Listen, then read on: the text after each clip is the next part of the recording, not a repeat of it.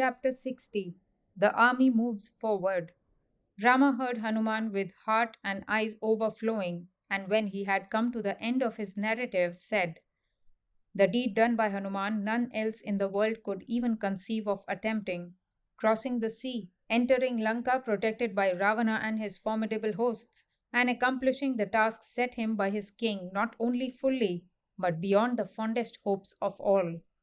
And it saddened him to think that it was not in his power to reward Hanuman at all adequately for the supreme joy he had brought. O Hanuman, let this embrace of mine stand as an acknowledgement of all that my heart feels of gratitude for your great service to me. So saying, while his whole being thrilled with grateful love, he took Hanuman into his arms and clasped him to his breast. "Sugriva," he said, "Hanuman has indeed wrought a wonder. He entered Lanka so strongly guarded by the Rakshasas. He has discovered Sita and by consoling her preserved her life. Bringing back good news of her, he has saved my life also. But how are we now going to cross the sea? How can our huge army reach the other shore? Before we can attack Ravana's city and the Rakshasas' army, we have first to cross the sea. I see no way of doing it. Our joy in Hanuman's achievement and the good news he has brought is overlaid by anxiety about our future course." But the Vanara king said, "What is this, my lord Rama? What need is there for dejection? Here are my warriors, ready to lay down their lives for you, and let it be our joy to transport you and Lakshmana to Lanka. Have no doubt that we can do it. The moment Hanuman saw Lanka, you may take it the fortress has fallen. Doubt only makes the warrior weak and afraid and should be cast aside. Our victory is certain. The feeling of confidence in my heart at this moment is a good enough omen for me." Thus Sugriva reassured Rama and inspired him to action. Then Rama and Hanuman discussed matters about Lanka, the town, the fort, the moat, and other defenses.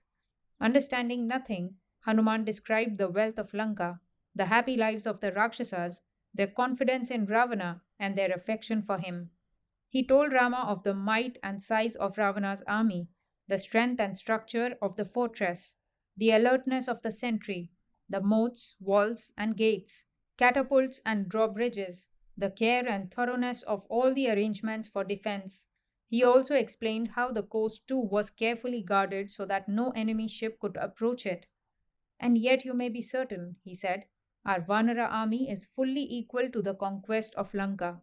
We have with us peerless warriors like Angada, Dvivida, Menda, Jambavan, Panasa, Nala, and Nila. We have an enormous army. We shall fly in the sky and without touching the ground destroy Lanka. Its mountains and forest defenses are nothing to us. We shall raze the city to the ground. Fix the auspicious time and give us the order to start." Under the star of triumph, Uttara Phalguni, at high noon, the army set forward towards the southern sea. Good omens greeted them. As they marched, Rama, Sugriva, and Lakshmana went conversing with one another. "If only Sita could know that we have set out," said Rama, "it would encourage her to keep life going." Scouts who knew the way went ahead, looking out for enemies lying in ambush. They led the army through regions that could provide food and drink for the huge army. With speed, the army crossed mountains and forests. The Vanaras sometimes carried Rama and Lakshmana on their shoulders so that the march might be speedy. Every moment, the enthusiasm of the Vanaras increased. They jumped and roared and sported. Rama could hear them saying to one another, "I shall kill Ravana. I shall meet and kill Ravana." Nila and Kumuda went ahead reconnoitering in front of the army. Strong warriors were kept in the rear, guarding it from behind. King Sugriva, Rama, and Lakshmana were in the middle. Rama gave strict orders that the army should inflict no harm or hardship on the towns and villages on the way. The noise of the marching army was like the roar of the sea and filled the 8 quarters. The dust they raised covered the sky. When they came to the Mahendra mountain, Rama climbed the peak and surveyed the sea. "We should now think and decide," he said, "how the army can cross the sea. Till then, let it camp and rest in the forest." And Sugriva passed the order to the commanders. The Vanaras camped in the forest by the seashore.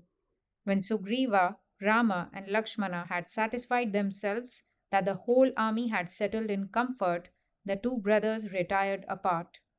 Rama said, "If a person loses a dear thing, people say that time will enable him to forget about it and he will cease to grieve. But Lakshmana, this is not what I find." Dejection again seized Rama, for the thought of Sita and her condition preyed on his mind now more than ever before. When Ravana seized Sita and carried her off, Rama said, breaking down with fresh grief, she must have cried aloud, "Ha, my lord! Ha, Rama! Ha, Lakshmana!" But she saw no one coming. We failed to go to her help. Every time I think of the suffering she then must have gone through, my grief swells up afresh. What am I to do? Like the limbs of one who has drunk poison, my whole body burns with pain. She is held in the grip of the cruel Rakshasis, and she is in great anguish. Janaka's daughter, the bride who entered the home of great Dashrata, she lies on the bare ground, a prisoner surrounded by Rakshasas. "Rama," said Lakshmana, "cease from sorrow. Soon we shall destroy Ravana and rescue Sita and take her home to Ayodhya. She will enter the city like the goddess of chastity. Give up your grief. Arm yourself with courage.